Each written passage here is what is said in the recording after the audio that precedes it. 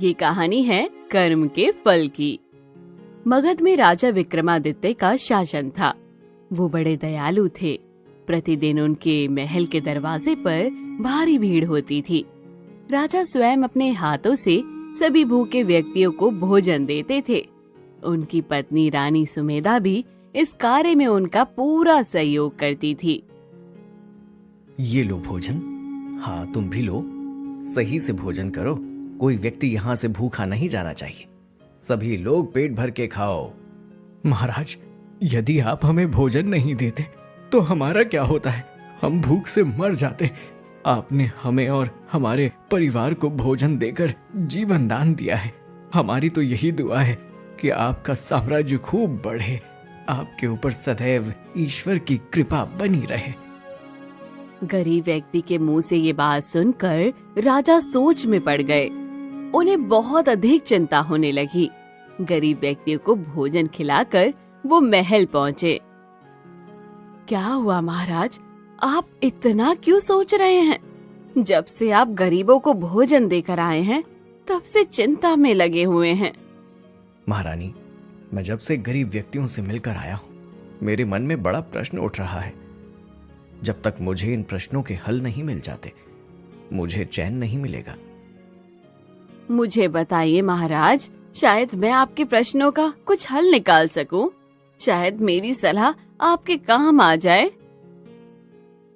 मुझे बताइए महारानी, आखिर ईश्वर ने राजा क्यों बनाया और दूसरे गरीब व्यक्तियों को भिखारी क्यों बना दिया? ईश्वर के समक्ष तो सभी मनुष्य समान होते हैं। फिर ऐसा क्यों महारानी? आखिर हम इंसानों के बीच ये भेदभाव क्यों किया भगवान ने? मेरी तो कुछ समझ में नहीं आ रहा है। आपने बहुत गंभीर प्रश्न पूछा है महाराज।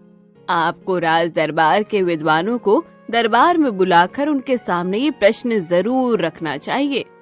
उनके पास अवश्य ही आपके प्रश्नों का सटीक उत्तर होगा। रानी की बात मानते हुए राजा दरबार में जाते हैं और सैनिकों को भेजकर विद्वानों को बुलाते हैं। मेरे राज्य के बुद्धिमान जनों, आपका मेरे दरबार में स्वागत है। आज मेरा मन बहुत विचलित है क्योंकि मेरे मन में एक बहुत गंभीर प्रश्न आया है। मैं आशा करता हूं कि आप मेरे प्रश्नों के उत्तर जरूर देंगे, जिससे मेरे मन की बेचैनी कुछ कम हो सकेगी। पूछिए महाराज, किन प्रश्नों के उत्तर जानना चाहते हैं? हम सब यहाँ आपको आपके प्रश्नों के उत्तर देने ही आए हैं। विद्वान जनों, मैं ये जानना चाहता हूं कि मुझे ईश्वर ने राजा बना दिया और दूसरे गरीब लोगों को भिखारी। वो रोज मुझसे मांग मांग कर खाते हैं। आखिर ईश्वर ने हम इंसानों में ऐसा भेदभाव क्यों किया? महाराज, ये सब तो कर्मों का फल है। जो व्यक्ति जैसा कर्म करता है उसे उतना ही मिलता है। आपने राजा बनने लायक कर्म किए होंगे, इसीलिए आप राजा हैं। लेकिन उन व्यक्तियों ने अच्छे कर्म नहीं किए, इस कारण से वे भिखारी हैं। किंतु मैं कर्म जैसे तथ्यों पर विश्वास नहीं करता। यदि मैं अभी उस भिखारी को अपना राज्य दे दूं तो वह तो राजा बन जाएगा। अब इसमें कर्म कहां से आ गया बीच में? ठीक है महाराज, अब मैं आपको एक ऐसा उपाय बतलाता हूं जिससे आप प्रत्यक्ष प्रमाण देख लेंगे और आपको समझ में आ जाएगा कि आप राजा क्यों हैं और वो लोग भिखारी क्यों हैं। विद्वान राजा के कान में कुछ कहते हैं और वहाँ से चले जाते हैं। सैनिकों, जाओ हमारे नगर से 3 ऐसे व्यक्तियों को पकड़ कर लाओ जो मांग कर खाते हैं। सैनिक नगर से 3 ऐसे व्यक्तियों को पकड़ कर ले आते हैं जो दूसरों से मांग कर खाते हैं। महाराज, आपके कहे अनुसार हम नगर से 3 ऐसे व्यक्तियों को पकड़ कर ले आए हैं जो मांग कर खाते हैं। महाराज, ये पहला व्यक्ति जिसका नाम सोमेश है, दूसरा व्यक्ति ब्रिजेश और तीसरे व्यक्ति का नाम हरिदास है। तीनों ने राजा को एक साथ प्रणाम किया। प्रणाम महाराज, मेरा नाम सोमेश है। आपने मुझे यहाँ क्यों बुलाया है? क्या मुझसे कोई गलती हो गई है महाराज? नहीं नहीं, ऐसा नहीं है। तुम्हें एक योजना के तहत यहाँ बुलाया गया है। कैसी योजना महाराज? कुछ समझ नहीं पाया। दरअसल मैंने तुम तीनों को यहाँ इसलिए बुलाया है क्योंकि तुम्हें मेरा एक कार्य करना है। जी महाराज, हम आपके आदेश का पालन करेंगे, आप हुक्म करिए। सैनिकों, इन तीनों को एक एक थैला लाकर दे दो। तुम तीनों ये थैला लेकर जंगल में जाओ और मेरी पसंद के मीठे ताजे फल इस थैले में भर कर लाओ। ध्यान रहे, तुम तीनों को अलग अलग दिशा में जाना है। राजा की आज्ञा मानते हुए तीनों अपना अपना थैला लेकर अलग अलग दिशा में निकल गए। आहा, कितना सुंदर बगीचा है। यहाँ तो राजा के लिए बहुत अच्छे अच्छे फल मिल जाएंगे। मैं राजा के लिए सबसे बेहतर फल लेकर जाऊंगा ताकि वो मुझसे प्रसन्न हो जाए। इसके बाद सोमेश बगीचे से फल तोड़ता है, लेकिन कुछ फल तोड़ने के बाद वो थक जाता है और पेड़ की छाया में बैठकर आराम करने लगता है। राजा ने तो बड़ा ही कठिन कार्य दे दिया है, और इतना बड़ा थैला कौन देता है जो भरता ही नहीं है। वैसे राजा ने ये कार्य मेरे अलावा उन 2 व्यक्तियों को भी तो दिया है।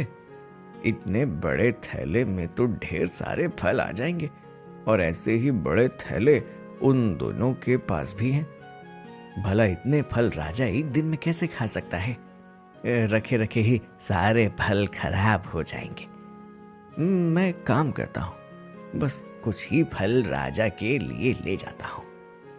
सोमेश ने थोड़े से फल तोड़े और उसके बाद पेड़ की डालियां और पत्तियां तोड़ने लगा। फिर पत्तियों और डालियों से थैला भरने लगा। वाह, थैला तो आधा भर गया। अब ऊपर से फल रख देता हूँ। राजा कौन सा इसे खोल कर देखने वाले हैं। अन्य 2 लोग भी तो फल लेकर आएंगे, राजा उसे खाकर तृप्त हो सकते हैं। फिर मैं क्यों इतनी मेहनत करूं जब थोड़े फलों में ही काम चल सकता है। उधर ब्रिजेश बगीचे में पहुंचा और फल तोड़ने लगा। उसका आधा थैला भर चुका था। आधे थैले के फल तो हो चुके हैं, लेकिन अब मैं थक गया हूँ। आखिर राजा एक दिन में इतने फल नहीं खा सकते। एक काम करता हूँ, थैले में नीचे पेड़ की पत्तियां और डालियां भर देता हूँ। इससे थैला भी भरा भरा दिखाई देगा। राजा इसे देखकर प्रसन्न हो जाएंगे। ब्रिजेश ने थैली में नीचे पत्तियां और डालियां भरी और ऊपर से आधी थैली फल भर दिए। उधर अलग बगीचे में हरिदास चुन चुनकर राजा के लिए मीठे फलों से अपनी थैली में भरता है और थक जाता है। क्या हुआ अगर अधिक समय लगता है तो? क्या हुआ जो मैं थक गया? लेकिन राजा के लिए सबसे अच्छे फल लेकर मैं जाऊंगा। मेरी थोड़ी सी मेहनत से हमारे राज्य को संभालने वाले हमारे राजा को अगर स्वादिष्ट मीठे फल मिल जाएंगे तो इससे मुझे बड़ी प्रसन्नता होगी। हरिदास ने ऊपर तक पूरी थैली को फलों से भर दिया और राजा के महल की ओर चल पड़ा। तीनों एक साथ राजा के दरबार में फलों की थैलियां लेकर पहुंचे। अरे, तुम तीनों ने अपना काम बड़ी जल्दी समाप्त कर लिया। जी महाराज, मैं जंगल से चुन चुन कर आपके लिए ताजे और मीठे फल लेकर आया हूँ। जी महाराज, आपके लिए फल लाने में हमने बड़ी मेहनत की है। आशा है महाराज आपको हमारे फल बहुत पसंद आएंगे। आप इन्हें खाकर तृप्त हो जाएंगे। तीनों राजा के सामने अपना अपना थैला लेकर प्रस्तुत थे। राजा ने तीनों का थैला बिना देखे ही उन्हें आदेश दिया। सैनिकों, इन तीनों को पकड़कर इनके थैले सहित इन्हें कैद खाने में डाल दो। कैद खाना? क्यों महाराज, क्या कोई गलती हुई हमसे?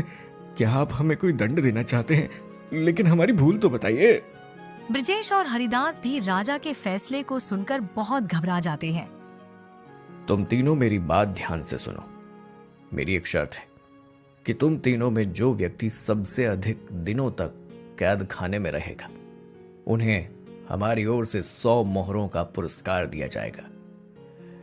अरे वाह, राजा तुम बहुत अच्छे हैं। अब तो मैं 100 मोहरें पाने के लिए कुछ भी कर सकता हूँ। वो तीनों अपना अपना थैला लेकर कैद खाने की ओर चल दिए। सैनिक ने उन्हें जेल में बंद कर दिया। दिन ढल चुका था और रात में सोमेश सैनिकों से पूछता है, अरे भाई सैनिक जी, मुझे भूख लगी है, भोजन कब मिलेगा? सुबह से जेल में बंद हूँ लेकिन अब तक खाने को कुछ नहीं मिला।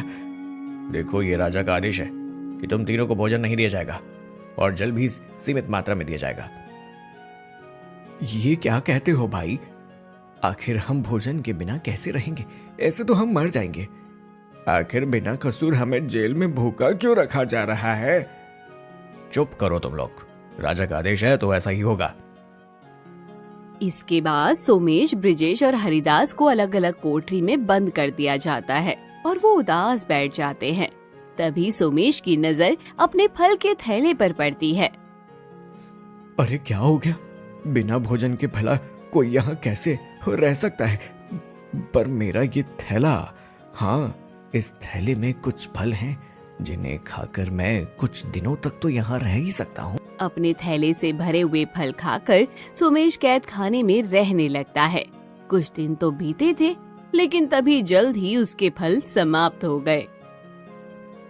अरे ये क्या? मेरे तो सारे फल इतनी जल्दी समाप्त हो गए। मुझे बहुत भूख लगी है। क्या हुआ भाई, इतने परेशान क्यों हो? मुझे बहुत भूख लगी है, मुझे जल्दी से भोजन दे दो, अब मैं यहाँ नहीं रह सकता। भूख के कारण सोमेश का बुरा हाल था। वो जल्द से जल्द राजा के पास जाना चाहता था। उधर दूसरा भिखारी ब्रिजेश भी कोठरी में बंद था। कुछ दिनों तक भोजन न मिलने के कारण उसने भी फल निकाल कर खाना शुरू कर दिया। चलो अच्छा है, राजा ने कम से कम थैले तो साथ में लाने दिए। यहाँ पर कुछ दिनों तक रहने के लिए अब यही तो फल काम आएंगे। ब्रिजेश ने भी थैले से एक एक करके फल खाना शुरू कर दिया था। वो प्रतिदिन एक एक फल खाता था। इस प्रकार उसने वहाँ पर कुछ दिन बिताए। फिर कुछ दिनों बाद उसके फल भी खत्म हो गए। सैनिक भाई, कुछ खाने को दे दो, भूख लगी है। क्या हुआ भाई? आखिर तुम तो थैले भर कर फल लाए थे ना, उसे खाकर यहाँ आराम से रहो। थैले भर फल काफी दिन चल जाएंगे। मेरे सारे थैले के सारे फल समाप्त हो गए। मुझे बहुत भूख लगी है भाई, कुछ खाने को दे दो ना। सोमेश की तरह ब्रिजेश भी भूख के कारण छटपटाने लगा था। लेकिन हरिदास का समय अच्छा गुजर रहा था। उसने थैली में रखे हुए फलों से कैद खाने में कई दिनों तक अपना वक्त अच्छी तरह से बिताया। फिर अंत में तीनों को राजा के सामने प्रस्तुत किया गया। मुझे प्रसन्नता हुई कि तुम तीनों ने मेरे आदेश का पालन किया है। अपना थैला यहीं पर रख दो और जाओ। जब फिर से बुलाया जाए तभी आना। निश्चित दिन पर विद्वान राजा के दरबार में आए। विद्वान जनों, आपने जैसा कहा था मैंने बिल्कुल वैसा ही किया है। ठीक है, अब उन तीनों व्यक्तियों को बुलाओ। सैनिकों, ब्रजेश, सोमेश और हरिदास को हमारे सामने लेकर आओ। इसके बाद वो तीनों राजा के सामने उपस्थित हुए। तुम तीनों एक एक करके अपनी अपनी थैलियां खोलो। सबसे पहले सोमेश ने अपनी थैली खोली और इसे देखकर राजा आश्चर्य से भर गए, क्योंकि सोमेश का अधिकतर थैला पेड़ की पत्तियों और टहनियों से भरा हुआ था। महाराज, कुछ समझे या नहीं? और अगर नहीं समझे तो मैं आपको समझाता हूं। ब्रजेश, अब तुम अपना थैला खोलो। ब्रजेश, थैला लेकर हमारे पास आओ। ब्रिजेश ने आगे बढ़कर थैली खोली, राजा के सामने रखी। लेकिन ये क्या, उसकी थैली में भी आधे से ज्यादा पेड़ की पत्तियां और टहनियां थी। तो इसका मतलब है तुम दोनों ने मुझे धोखा दिया था। फल की जगह पेड़ की पत्तियां और टहनियां भर कर लाए थे। हमें क्षमा कीजिए महाराज, हमसे गलती हो गई। हरिदास, अब तुम अपनी थैली खोलो। हरिदास ने जब अपनी थैली खोली तो वो बिल्कुल खाली था, उसमें कुछ भी नहीं था। हरिदास, मैं तुमसे प्रसन्न हूं कि तुमने मुझे धोखा नहीं दिया और अपनी थैली को केवल फल से भरा, जिन्हें तुम अपना जीवन बचाने के लिए खा चुके हो। राजा ने हरिदास को 100 मोहरे पुरस्कार में दे दी और उसे विदा कर दिया। महाराज, उम्मीद है कि आप अब समझ चुके होंगे। इन तीनों के पास अपना अपना भाग्य बदलने का अवसर था, किंतु सोमेश और ब्रजेश ने कर्म ही नहीं किया और अवसर को गंवा दिया। आप ठीक कहते हैं, किंतु हरिदास ने अपना कर्म सही प्रकार से किया, तभी वह गुप्त महल में अधिक समय तक जीवित रह सका और अंत में उसे सोने की मोहरें भी प्राप्त हुई। अन्य 2 पहले व्यक्ति ये और भी अभी भिखारी रहेंगे, किंतु एक अवसर मिलने पर हरिदास ने अपना भाग्य बदल लिया। अब मैं समझ गया हूं कि असल में मैं अपने कर्मों के कारण राजा बना हूं, जबकि वे अपने कर्मों के ही कारण भिखारी हैं।